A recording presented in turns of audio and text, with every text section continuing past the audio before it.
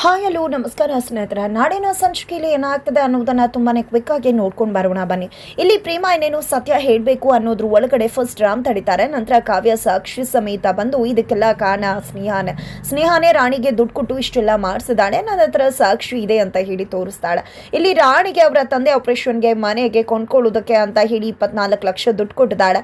ಬ್ಯಾಂಕಿನ ಟ್ರಾನ್ಸಾಕ್ಷನ್ ಕೂಡ ಇದೆ. ಇದೇ ಕಾರಣಕ್ಕೋಸ್ಕರನೇ ಇಲ್ಲಿ ರಾಣಿ ಸುಳ್ಳು ಹೇಳ್ತಿರೋದು ಅಂತ ಹೇಳಿ ಕಾವ್ಯ ಹೇಳ್ತಾರೆ. ಇನ್ನೇನು ರೆಡ್ ಹ್ಯಾಂಡ್ ಆಗಿ ಸಿಕ್ಕಿ ಬಿದ್ಲು ಸ್ನೇಹ ಅಂತ ಅನ್ಕೊಂಡ್ರೆ ಸ್ನೇಹ ಅದನ್ನ ಒಪ್ಕೊಳ್ಳೋದಿಲ್ಲ. ಆಗ ಪಂಚಾಯತಿ ಗಂಟೆ 3 ಗಂಟೆವರೆಗೆ ನಾವು ವಿರಾಮ ಕೊಡ್ತೀವಿ, ನಂತರ ತೀರ್ಮಾನ ತಗೋತೀವಿ ಅಂತ ಹೇಳಿ ಹೋಗ್ತಾರೆ. ಈ ಕಡೆ ಪ್ರೇಮಾಗೆ ನನ್ನಿಂದಾನೇ ಅಲ್ವಾ ಇಷ್ಟೆಲ್ಲ ಆಗ್ತಿರೋದು, ಇಲ್ಲ ನಾನು ಬದುಕಿರೋದೇ ಬೇಡ, ಸತ್ತೋಗ್ಬಿಡೋಣ ಅಂತ ಅನ್ಸುತ್ತೆ. ಆಗ ರಾಮ್ ಬಂದಿದೆ, ಏನಿದು ಅಷ್ಟೆಲ್ಲ ಹೇಳಿದ್ರು ಕೂಡ ಸಾಯ್ಬೇಕು ಅಂತ ಅನ್ಕೋತಾ ಇದೆಯಾ, ಈ ರೀತಿ ಸಾಯೋದ್ರಿಂದ ಏನಾದರೂ ಪ್ರಯೋಜನ ಆಗತ್ತಾ, ಆ ರೀತಿ ಇದ್ದಿದ್ರೆ ನಾನೇ ಅವತ್ತು ಸಾಯ್ಬಹುದಿತ್ತಲ್ವಾ. ನೋಡು ಪ್ರೇಮ, ಎಲ್ಲ ಕಾಲ ಬದಲಾಗಿದೆ, ಪರಿಸ್ಥಿತಿ ಬದಲಾಗಿದೆ, ಸುಮ್ಮನೆ ನಾನು ಏನು ಹೇಳಿದೆ ಅದನ್ನು ಕೇಳು, ಅದನ್ನು ಬಿಟ್ಟು ಬೇರೆ ಏನೂ ತೀರ್ಮಾನ ಮಾಡಬೇಡ, ಅಲ್ಲಿಗೆ ಬಂದು ನಾನು ಹೇಳ್ಕೊಟ್ಟಾಗೆ ಹೇಳಬೇಕು ಆಯ್ತಾ ಅಂತ ಹೇಳಿ ಹೋಗ್ತಾರೆ. ತದನಂತರ ಪ್ರೇಮ ಬಳಿಗೆ ಸ್ನೇಹ ತಂದೆ ಬರ್ತಾರೆ. ಏನು ನಿನ್ನ ಗಂಡ ಹೇಳ್ದ ರಾಮ್ ಅಂತ ಹೇಳಿ ಸತ್ಯವನ್ನು ಮುಚ್ಚಿಡಬೇಕು ಅಂತ ಅನ್ಕೋತಾ ಇದೆಯಾ, ಖಂಡಿತವಾಗ್ಲೂ ನೀನು ಆ ರೀತಿ ಮಾಡಿದ್ರೆ ಯಾವುದೇ ಕಾರಣಕ್ಕೂ ಕೂಡ ಇಲ್ಲಿ ರಾಮ್ನನ್ನು ನಾನು ಉಳಿಸೋದಿಲ್ಲ.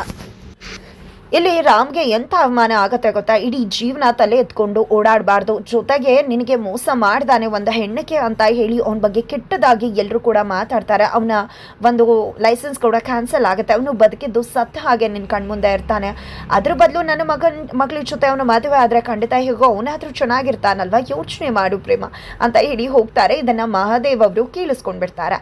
ಇತ್ತ ಕಡೆ ಕಾವ್ಯ ಮತ್ತೆ ಸ್ನೇಹ ಹತ್ರ ಹೋಗಿದೆ. ನೋಡು ಸ್ನೇಹ, ನಿನ್ನ ನಾಟಕನ ನನ್ನ ಮುಂದೆ ನಡೆಯೋದಿಲ್ಲ, ಒಂದು ಸುಳ್ಳನ್ನು 100 ಬಾರಿ ಹೇಳಿದ ತಕ್ಷಣ ಅದು ಸತ್ಯ ಆಗೋದಿಲ್ಲ, ಒಪ್ಕೊಂಡ್ಬಿಡುವ ಅಂದಾಗ ನಾನು ಹೇಳ್ತಿರೋದು ನಿಜಾನೇ, ರಾಣಿ ಹೇಳ್ತಿರೋದು ನಿಜಾನೇ, ನಾನು ಅವಳಿಗೆ ದುಡ್ಡು ಕೊಟ್ಟಿರಬಹುದು, ಬಟ್ ಅನುಕಂಪದಿಂದ ದುಡ್ಡು ಕೊಟ್ಟಿರೋದೇ ಹೊರತು ಸುಳ್ಳನ್ನು ಹೇಳುವಂತಲ್ಲ, ನಿನಗೆ ಗೊತ್ತಾಗುತ್ತೆ ಸತ್ಯ ಏನು ಅಂತ 3 ಗಂಟೆ ಮೇಲೆ ಅಂತ ಹೇಳ್ತಾಳೆ.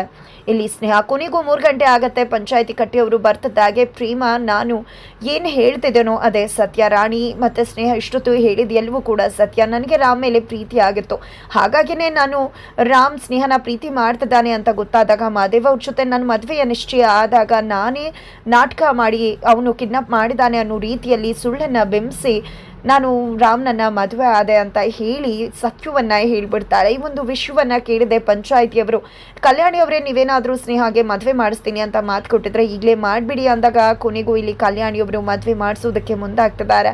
ಎತ್ತ ಕಡೆ ರಾಮ್ ಶಾಕಲ್ಲಿದ್ದರೆ ಆ ಕಡೆ ಸ್ನೇಹ ಮಗಳಾಗಿ ಎಂಟ್ರಿ ಕೊಡ್ತಾಳೆ.